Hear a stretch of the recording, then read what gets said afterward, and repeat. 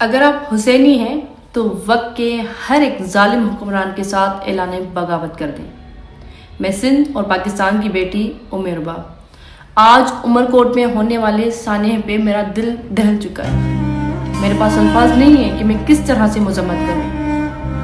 میرے پاس الفاظ نہیں ہے کہ میں سندھ کے حکمرانوں کو کس طریقے سے غیرت دلاؤں۔ میرے پاس الفاظ نہیں ہے کہ میں کیسے آپ لوگوں کو نیند سے جگاؤں۔ میں سمجھتی ہوں کہ ہر غیرت مند کے لیے یہ شرم کا مقام ہے کہ سندھ کی بیٹیوں کے کپڑے اتارے گئے روڈوں پہ، سندھ پولیس کے ہاتھوں اتنی زیادہ تذلیل کی گئی۔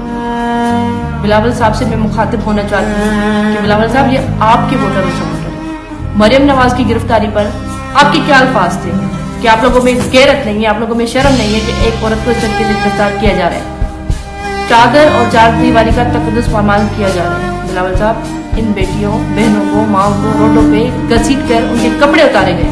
اگر آپ میں غیرت ہے تو آپ اس کو اس طریقے سے لیں کہ یہ سندھ کی بہنوں بیٹیوں کے کپڑے نہیں، یہ آپ کے کپڑے اتارے گئے۔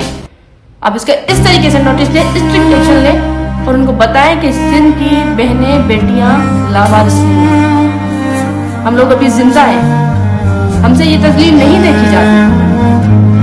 آئی جی سندھ صاحب کو بھی واضح پیغام جانا چاہیے کہ کس کے کہنے پر کیا جا رہا ہے۔ پلاٹ کا معاملہ ہے، ایک پلاٹ کے معاملے پہ اس طریقے سے تذلیلیں کی جائیں گی۔